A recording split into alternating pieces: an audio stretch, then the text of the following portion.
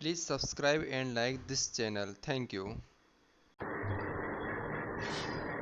Hello students, कैसे हो? ठीक हो? तो आपसे उम्मीद है कि आप लोग यदि इस वीडियो को देखते हो तो प्लीज़ इस चैनल को सब्सक्राइब भी कर दिया करो, ठीक है ना? और किसी बच्चे ने मेरे से पूछा था कि सर हेनरी लॉ की लिमिटेशन क्या होती है।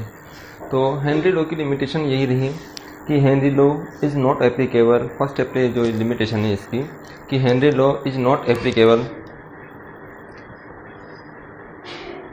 इन हाई टेम्परेचर, इन लो टेम्परेचर पे एप्लीकेबल नहीं है, और वेरी हाई प्रेशर पर एप्लीकेबल नहीं है,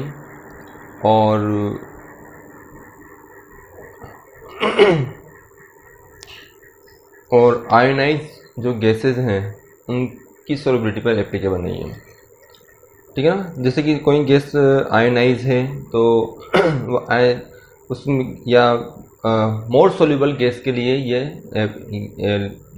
लॉ एप्लीकेबल नहीं है, क्योंकि जो गैस मोर सोल्यूबल होंगी बेटा उनको प्रेशर को इंक्रीज करके सोल्यूबिलिटी को इंक्रीज करने की कोई बात ही नहीं है, क्योंकि वो पहले से सोल्यूबल है। तो प्रेशर इंक्रीज करके गैस की सोल्यूबिलिटी अपन किसी सॉल्यूशन में बढ़ा रहे हैं तो वो किस गैस की बढ़ाएंगे? जिस गैस की सोल्यूबिलिटी क्या हो, कम हो। तो मोर सोल्यूबल गैस के लिए जैसे कि HCl हुई, NH3 गैस हुई, है ना, तो ये गैसेस क्या हैं, रिएक्ट कर जाती हैं या आयोनाइज फॉर्म में रहती हैं या मोर सोल्यूबल रहती हैं किस वाटर में। तो इन गैस की सोल्यूबिलिटी की अपन बात नहीं करेंगे, है ना। और नेक्स्ट है हाई प्रेशर पर जैसे कि आप प्रेशर बढ़ाते गए और गैस की सोल्यूबिलिटी की एक लिमिट तक ही इंक्रीज होगी। ऐसा नहीं कि आपने प्रेशर लगा दिया कंप्लीट और पूरी गैस ही उसके अंदर सोल्यूबल हो जाएगी, ऐसा नहीं होता है ना, ठीक है ना। तो एक लिमिट प्रेशर पर ही वह गैस सोल्यूबल होगी, उसके बाद में प्रेशर इंक्रीज करने पर सोल्यूबिलिटी नहीं बढ़ेगी। और इसके बाद में टेम्परेचर लो होना चाहिए, तो लो टेम्परेचर होना चाहिए, हाई प्रेशर होना चाहिए, और गैस क्या होनी चाहिए, लेस सोल्यूबल या नॉन आयोनाइज फॉर्म में होनी चाहिए, नॉन रिएक्ट होना चाहिए, किसके अंदर, नॉन रिएक्टिंग होनी चाहिए सॉल्यूशन के साथ में, ठीक है ना। तो ये लिमिटेशन है राउल्ट्स लॉ की, ठीक है, हेनरी लॉ की। तो ये हेनरी लॉ की लिमिटेशन है जो आपको ध्यान रखना है। इसके बाद में यदि बच्चों आपसे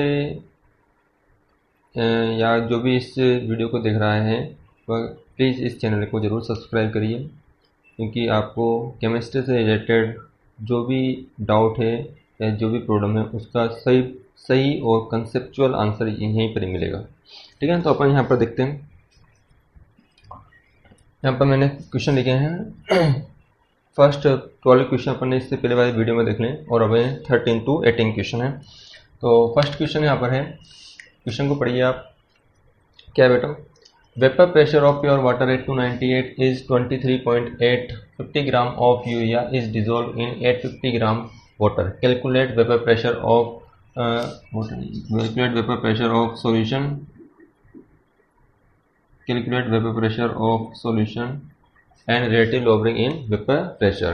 तो क्या करना है बेटा, इसमें आपको प्योर वाटर का वेपर प्रेशर गिवन है 23.8 और 50 ग्राम यूरिया इसमें डिजोल्व किया है। तो हमारे पास जो फॉर्मूला है वह क्या है, P naught minus P S upon P naught is equal to XB, ठीक है, relative lowering in vapour pressure.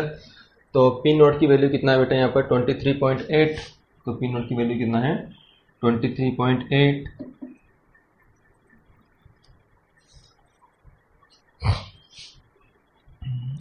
या अपन जो एक फॉर्मूला इससे तो अपन क्या निकालेंगे, पहले पी एस की वैल्यू निकाल लेते हैं। पी एस की वैल्यू का एक फॉर्मूला और लिखा था मैंने, P naught minus P S upon P S is equal to small N upon capital N.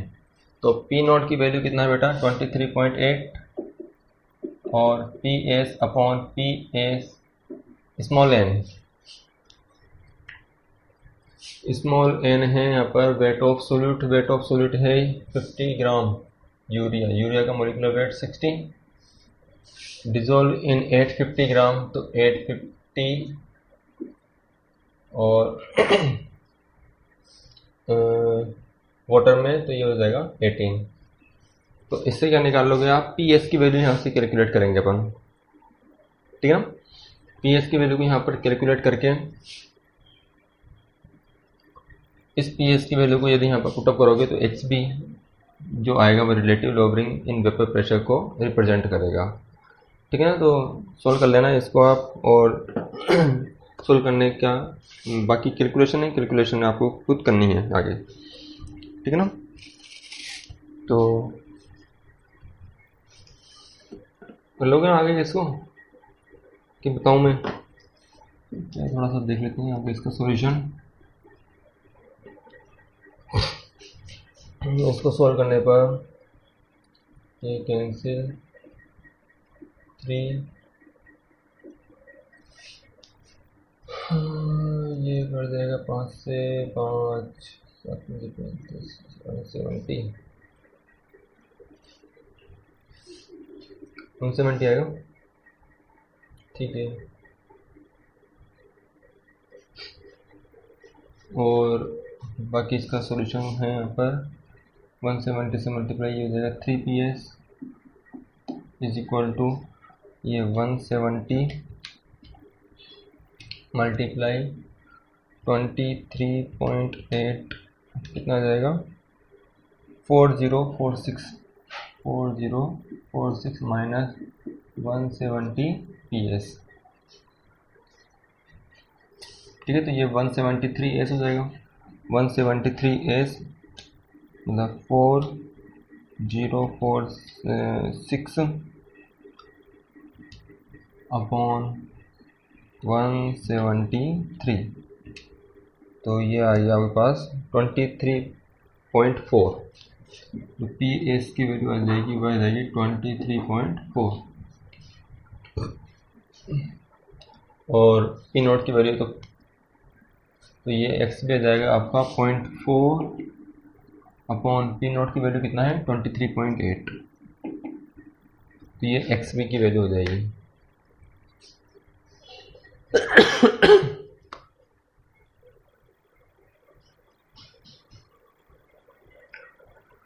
ठीक है, तो ये फर्स्ट क्वेश्चन है, इसमें आपसे vapour pressure of solution and relative lowering vapour pressure पूछा है। तो रिलेटिव लोवरिंग वेपर प्रेशर यहाँ पर पी एस का जो भी आंसर आया अपना 23.4 वो पुटअप करना है, और पी नोट की वैल्यू ये रही। तो ये जो आंसर है ये रिलेटिव लोवरिंग वेपर प्रेशर का, और सॉल्यूशन का जो प्रेशर है वह आ गया 23.4। ठीक है, नेक्स्ट क्वेश्चन जो 14 नंबर का क्वेश्चन है अपना। 14 नंबर के क्वेश्चन को पढ़िए, सभी बच्चे पढ़ेंगे, कोई भी छूटना नहीं चाहिए। हाँ, पढ़िए इस क्वेश्चन को। क्या है, calculate osmotic pressure in pascal prepared by dissolving 1 gram of polymer of molar mass at 5000 in 450 ml of water at 37 degree centigrade. ठीक है, तो यहाँ पर आपको किसमें पूछा है, प्रेशर पास्कल में पूछा गया है, pressure dissolving in 1 gram of polymer. तो ये ध्यान रखना है कि ऑस्मोटिक प्रेशर ही एक बेस्ट कोलिगेटिव प्रॉपर्टी है for calculation of molar mass of polymer.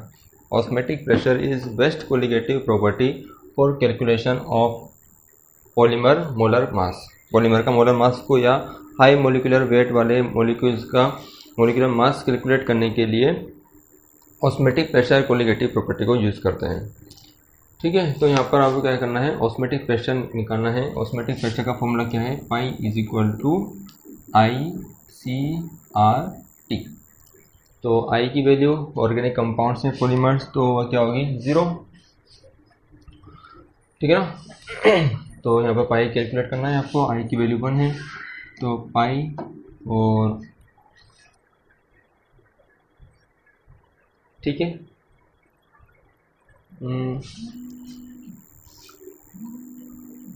तो 1 gram of polymer, 1 gram of polymers की बात है यहाँ पर। 1 gram of polymer molar mass है इसका 850। तो यहाँ पर अपन को 1 अपॉन इसका मोलर मास है 185,000।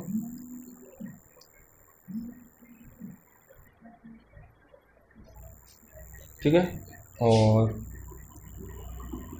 450 ml को लीटर में चेंज करने के लिए 1000 और आर की वैल्यू आप जानते हो कि आर की वैल्यू यहाँ पर पास्कल में पूछा है, तो पास्कल का मतलब क्या होता है, पास्कल का मतलब क्या होता है, न्यूटन पर मीटर स्क्वायर। और तो यहाँ पर जॉल्स में इसकी वैल्यू रखनी पड़ेगी 8.314। ये कितना है बेटा, जॉल्स मोल इन्वर्स केल्विन इन्वर्स में जॉल्स क्या होता है, न्यूटन इनटू मीटर। तो ये क्या है हमारे लिए, लीटर है। लीटर क्या होता है, डेसीमीटर क्यूब होता है। तो इसको भी मीटर क्यूब में चेंज करने के लिए ये हो जाएगा 10⁶ हो जाएगा, है ना। ये डेसीमीटर क्यूब को मीटर में चेंज करने के लिए किया है ना। तो 10⁻³ होगा,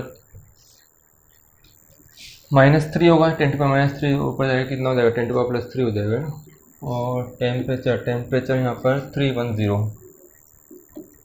तो ये पाई का आंसर आ जाएगा हमारे पास। कैलकुलेट करते हैं इसको, 10⁶ है तो ये कट जाएगा, यहाँ पर रुक जाएगा, ये कट जाएगा 3 और ये 1 4 हो गया, और ये ऊपर बच जाएगा 2। तो 8.314 मल्टीप्लाई 310 मल्टीप्लाई 100,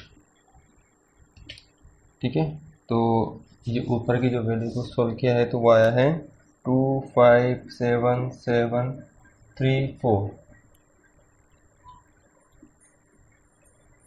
ठीक है, कैलकुलेशन है इसमें। ठीक है, इसको डिवाइड किया है 185 से, और फिर डिवाइड किया है इसको 45 से। तो डिवाइड करने पर आंसर आता है इसका 31 पास्कल, 30.95 लगभग आंसर। तो वो लगभग किसके इक्वल हो जाएगा, 31 पास्कल के इक्वल। ठीक है, तो ये क्वेश्चन का थोड़ा अच्छा क्वेश्चन है, जिसमें क्या किया गया है, पास्कल में पूछा गया है आपसे। तो पास्कल क्या होता है बेटा, न्यूटन पर मीटर स्क्वायर। तो ये न्यूटन इंटू मीटर है, डेसीमीटर क्यूब होगा क्वार्टर। तो डेसीमीटर क्यूब को मीटर में चेंज करने की 10⁻³ से ऊपर से 10⁻6 हो गया था वहाँ पर। तो अच्छा क्वेश्चन था यूनिट कन्वर्जन का। ठीक है, तो ये क्वेश्चन हो गया सॉल्व।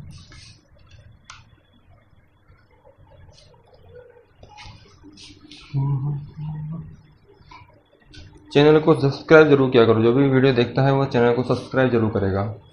नेक्स्ट देखना, 2 ग्राम बेंजोइक एसिड डिजोल्व इन 25 ग्राम ये सभी आपके एनसीईआरटी के क्वेश्चन है ना। 2 gram of benzoic acid dissolve in 25 gram of benzene, short delta T 1.62 KFA 4.9, calculate alpha. Alpha calculate करना है बेटा, इसमें 2 ग्राम है यहाँ पर, और डेल्टा टी एफ गिवन है। Delta T F is equal to क्या होता है, I into K F into molality. तो एल्फा निकालना है तो आई निकालना पड़ेगा उसके लिए पहले। तो इसकी वैल्यू है 1.62 इज इक्वल टू आई, के एफ की वैल्यू है 4.9, और मोलिलिटी यहाँ पर है 2 ग्राम बेंजोइक एसिड होता है C6H5COOH, इसका मोलिकुलर वेट होता है 122। ठीक है, तो निकालना ना 122 इंटू मोल्स ऑफ सॉल्यूट आ गया, एंड वेट ऑफ सॉल्वेंट कितना है 25 किलोग्राम में चेंज करने के लिए 1000 से मल्टीप्लाई। ठीक है, तो कितना आता है, इसको सोल्व करते हैं। 4.9 मल्टीप्लाई 2000, ये आएगा 9800। इसको डिवाइड करते हैं 122 से, फिर डिवाइड करते हैं इसको 25 से, तो ये आता है 3.21। कितना आता है ये 3.21, और ये 1.62। तो जो आई की वैल्यू है, आई इज इक्वल टू हो जाएगा 1.62 डिवाइड बाय 3.21, तो ये हो जाएगा 0.504। 0.504। ठीक है, ये आई की वैल्यू आ गई। और एल्फा कैलकुलेट करना है आपको। तो आई जब ये क्या हो रहा है, एसोसिएट होता है। ध्यान रखना, जो भी एसिड है वह यदि मीडियम बेंजीन है, बेंजोइक एसिड ऑर्गेनिक एसिड है, एसिडिक एसिड हो सकता है, बेंजोइक एसिड हो सकता है, यदि सॉल्वेंट क्या है, बेंजीन है, तो उस कंडीशन में हर समय इसका क्या होगा, एसोसिएशन होगा। यहाँ पर एसोसिएशन होता है तो आई क्या होता है यहाँ पर, I is equal to 1 minus alpha plus alpha upon N. तो एल्फा का फॉर्मूला हमारे पास क्या आया था, आई माइनस 1 और 1 माइनस एन माइनस 1। तो ये फॉर्मूला था एल्फा का। यही था ना, ठीक है। तो इसमें अपन आगे देखते हैं।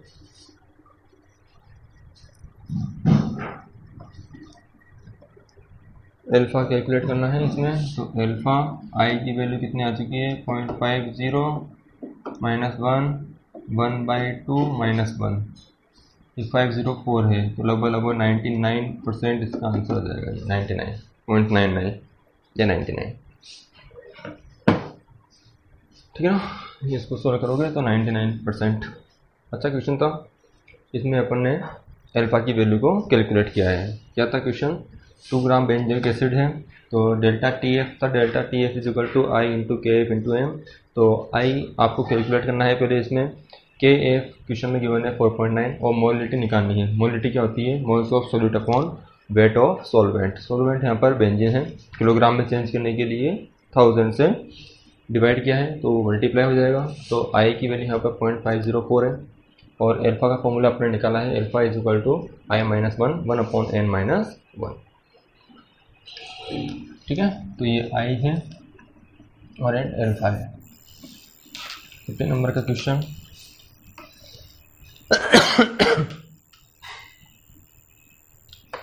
नेक्स्ट देखिए 16 नंबर का क्वेश्चन।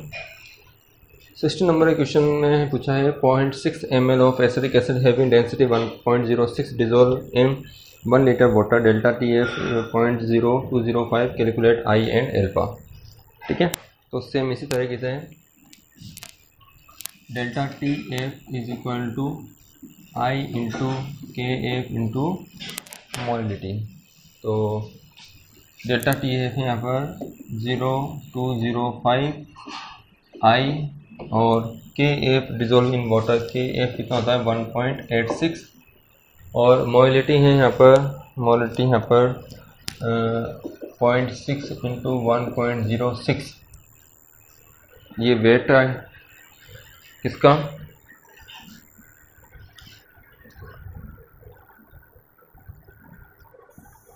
किसका वेट है,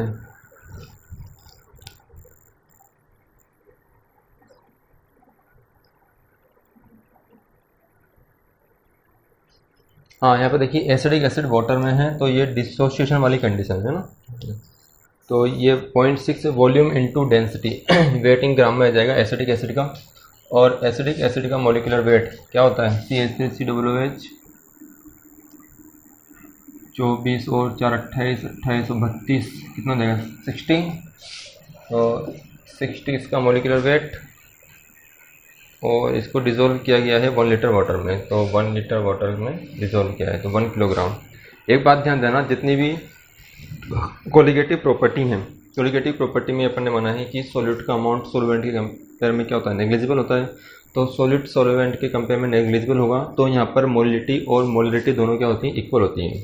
तो 1 लीटर वाटर है यहाँ पर, मोलिटी स्मॉल एम और कैपिटल में लगभग इक्वल आते हैं कोलिगेटिव प्रॉपर्टी में ज़्यादा।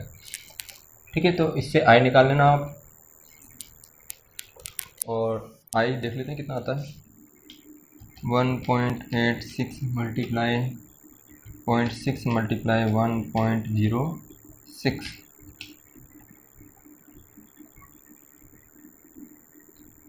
ठीक है, डिवाइड करते हैं इसको 60 से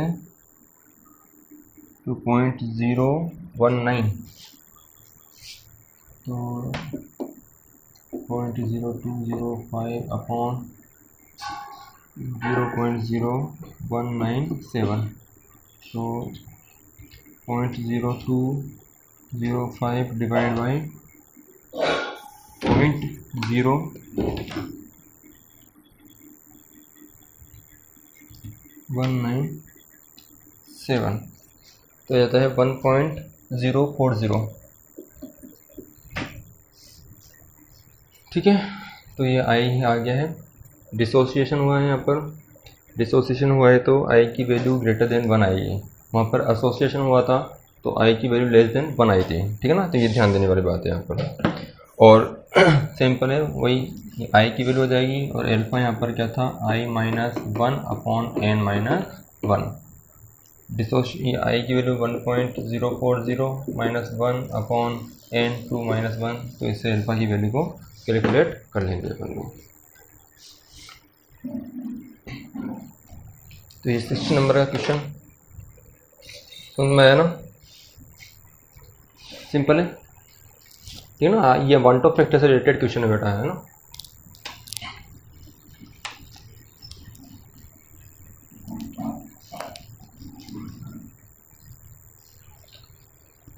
नेक्स्ट क्वेश्चन है,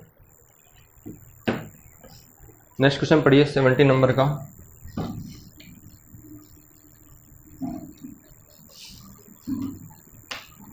पढ़ा?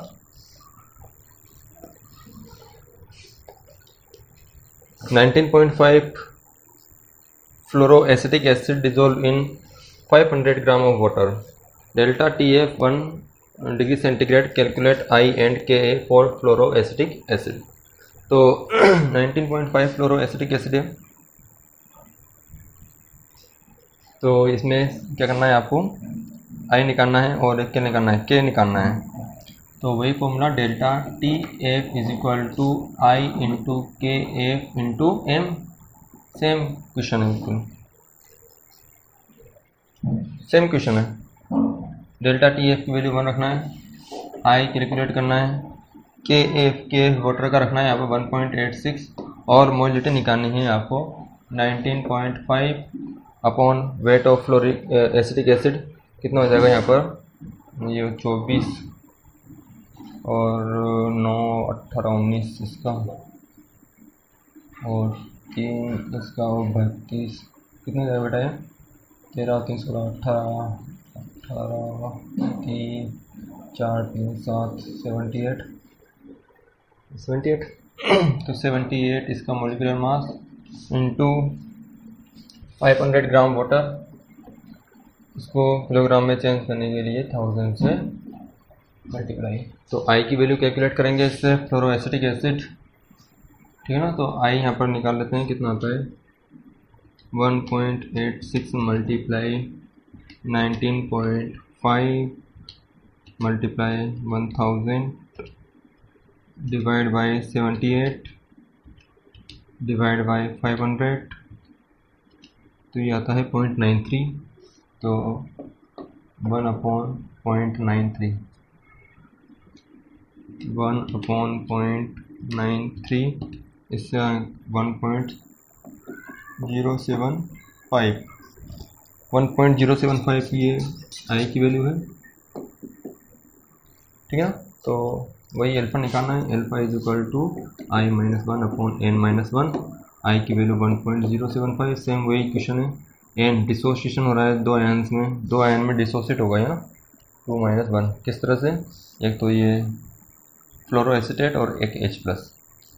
अल्फा की वैल्यू को कैलकुलेट करेंगे, सिंपल है।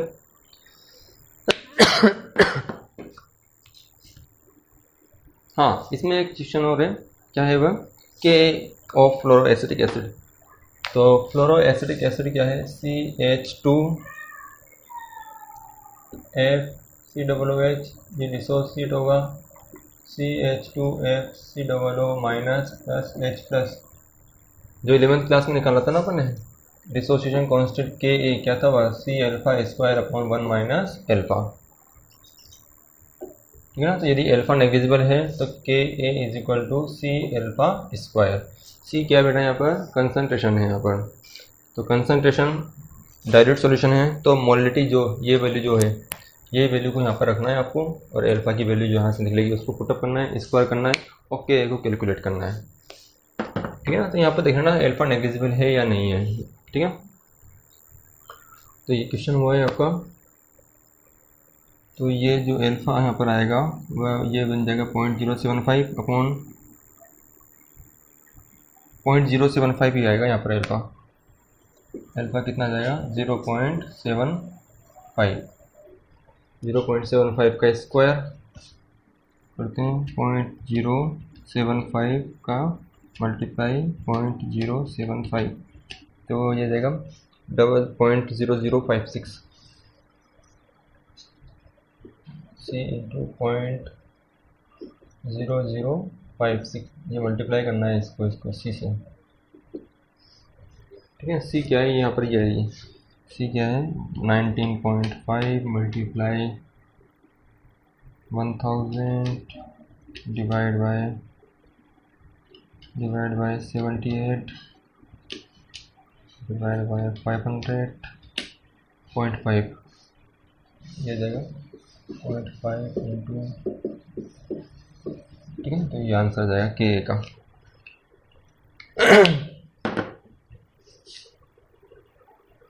नेक्स्ट क्वेश्चन भी सेम यही मेथड है, के निकालना है आपको, करिए इसको सोल्व। ठीक है, सेम क्वेश्चन है बिल्कुल। कैलकुलेट डेल्टा टी एफ निकालना बेटा इसमें। ऑफ वाटर वेन 10 ग्राम। तो डेल्टा टी एफ निकालने के लिए आपको आई चाहिए, तो आई निकालने के लिए आपको क्या चाहिए, आई के लिए क्या चाहिए आपको, एल्फ़ा चाहिए। तो एल्फ़ा पहले के ए से क्या निकालोगे आप, एल्फ़ा निकालोगे। तो इस क्वेश्चन में नेक्स्ट वाले ये कर लिया आपने, इसमें सोल्व करना है इसको पूरा कम्प्लीटली आप। और जो नेक्स्ट क्वेश्चन है उसमें आपको पहले एल्फ़ा निकालना है बेटा। Alpha is equal to root K upon C. K की वैल्यू आपको गिवन है, सी कंसनट्रेशन इसको निकाल लेनी है आपको, है ना। मोलिटी निकालनी है। स्मॉल एम और कैपिटल एम इक्वल होता है किसके लिए, कोलिगेटिव प्रॉपर्टी के लिए। कोलिगेटिव प्रॉपर्टी के लिए स्मॉल एम और कैपिटल एम इक्वल होता है। तो 10 ग्राम ये दे रखा है और 25 ग्राम ये वाटर है, तो यहाँ पर के कर लीजिए, है ना। तो एल्फ़ा निकल जाएगा, एल्फ़ा से आपने आई निकाल लेना। आई क्या जाएगा 1 minus alpha plus N alpha. N की वैल्यू को 2 पुटअप करना है आपको, एल्फ़ा की वैल्यू यहाँ से पुटअप करनी है, तो आई आ जाएगा। तो डेल्टा टी एफ निकालना है। Delta T F is equal to क्या हो जाएगा, I into K F into molality. तो जो सी यहाँ मोलिडिटी जो सी है, सी और एम इक्वल है ना, कंसनट्रेशन मोलिडिटी एंड मोलिडिटी इक्वल है। ठीक है, आई और के एफ यहाँ पर 1.86। आई की वैल्यू यहाँ से निकालोगे, एल्फ़ा यहाँ से निकालोगे। ठीक है, तो एल्फ़ा निकालने के लिए ये वाला सी और मोलिडिटी इक्वल है ना, तो एल्फ़ा निकाल के यहाँ पुटअप करना है, आई की वैल्यू यहाँ पुटअप करना है, सोल्व करना है, डेल्टा टी एफ निकालना है। ठीक है, तो ये क्वेश्चन थे आपके वन टॉप फैक्टर से रिलेटेड। तो जिन लोगों को ये वीडियो पसंद आता है या जो इन वीडियो को देखते हैं, please like this video and subscribe my channel.